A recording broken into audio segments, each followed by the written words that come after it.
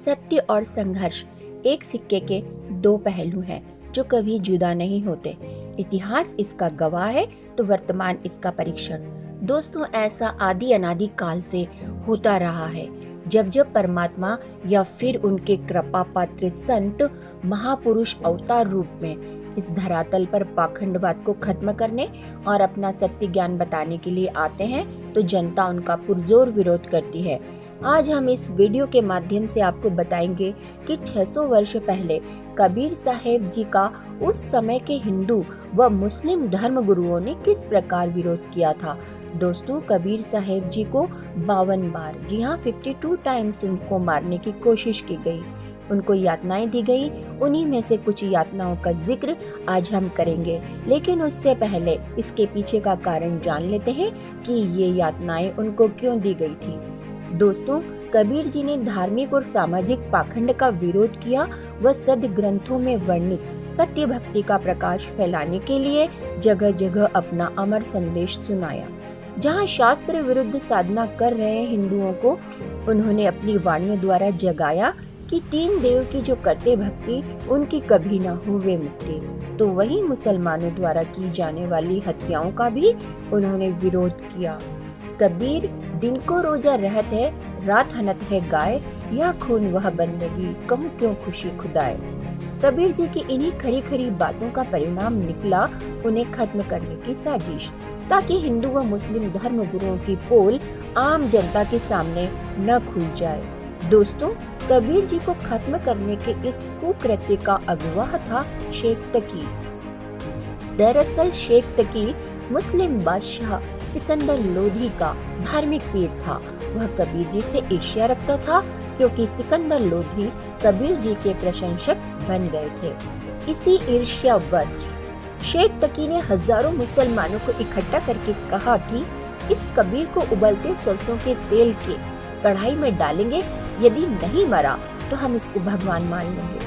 तेल की कढ़ाई को उबालकर कबीर जी को बुलाया गया। वहाँ सबकी मंशा देखकर कबीर जी खुद उबलते तेल की कढ़ाई में विराजमान हो गए। सभी इंतजार में थे कि कबीर जी जल जाएंगे। उस समय गर्दन गर्दन कबीर जी की बाहर थी, बाकी शरीर गर्म तेल में था, लेकिन फिर भी कबीर जी उबलते तेल में ऐसे बैठे रहे जैसे ठंडे पानी में कोई बैठता है, और यह संदेश दिया कि वह अविनाशी है। इससे क्षुब्ध होकर शेख तकी कबीर जी से माफी मांगने की बजाय उनसे और ज्यादा ईर्ष्या करने लगा, और एक बार फिर योजना बनाकर शेख तकी कबीर जी को मरवाने के लिए उनको बांध जोड़कर ले गया और जाकर एक गहरे झेरे कुएं में डलवा दिया। फिर वहां पर इकट्ठा किए हुए हजारों व्यक्तियों से उस गहरे कुएं में मिट्टी, कांटेदार छड़ी, ईंट, गोबर आदि डलवाकर कुएं को 150 फीट ऊपर तक पूरा भर दिया। सबने खुशी मनाई कि आज तो काफिर को खत्म कर दिया। जिसके बाद शेख तकी हाथ मुंह धोकर सिकंदर लोधी के पास गया और कहा कि राजा, कर दिया तेरे शेर को समाप्त। उसके ऊपर इतनी मिट्टी डाल दी कि अब किसी भी प्रकार बाहर नहीं आ सकता। राजा सिकंदर उनकी बात को समझ न सका और पूछा, पीर जी आप किसकी बात कर रहे हो? शेख तकी बोला, तेरे कबीर अल्लाह की, और किसकी?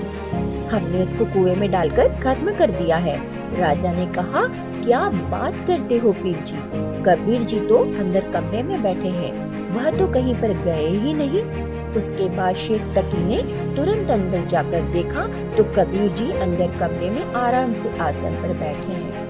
इतना सब देखने के बावजूद भी शेख तकी और अन्य धार्मिक गुरु पीर नहीं मानते भी कैसे?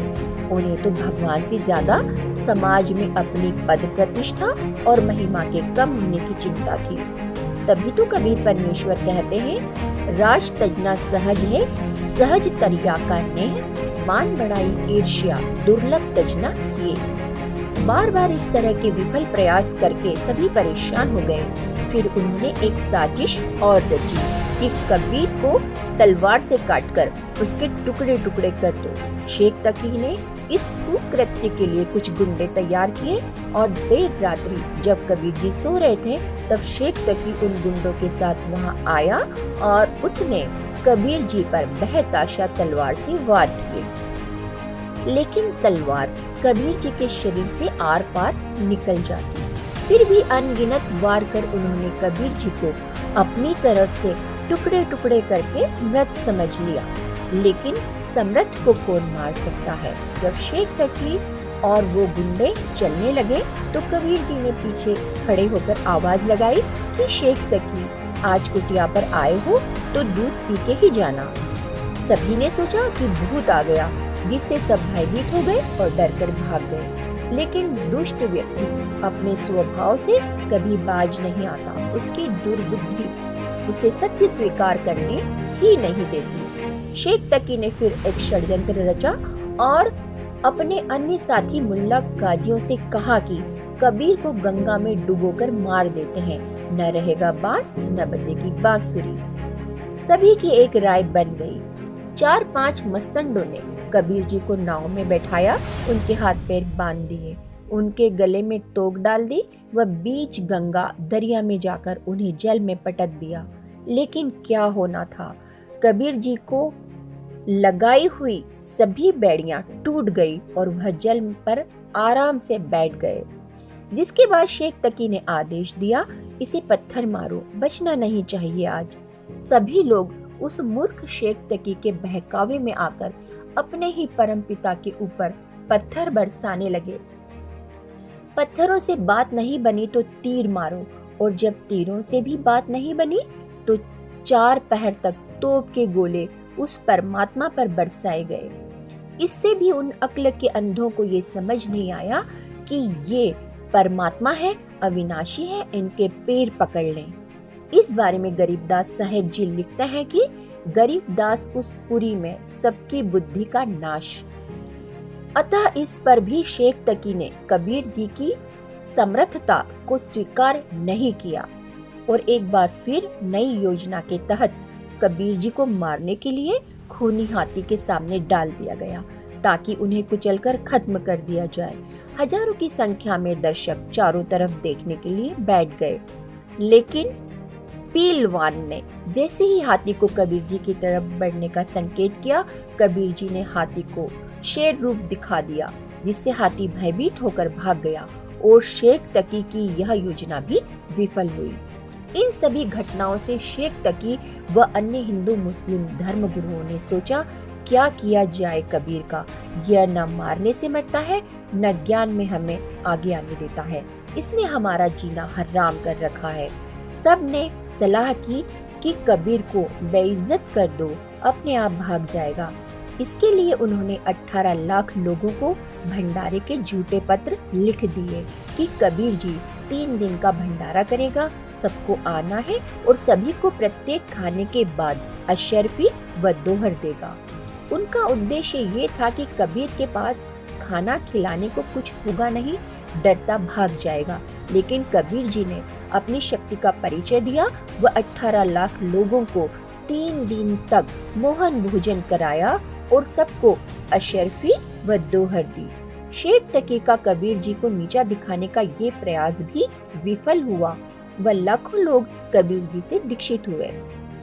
दोस्तों, ऐसे और भी सितम हमने अपने धार्मिक गुरुओं के बहकावे में आकर कबीर जी के साथ किए और इसी प्रकार आज संत रामपाल जी महाराज जी के साथ भी यही स्थिति है।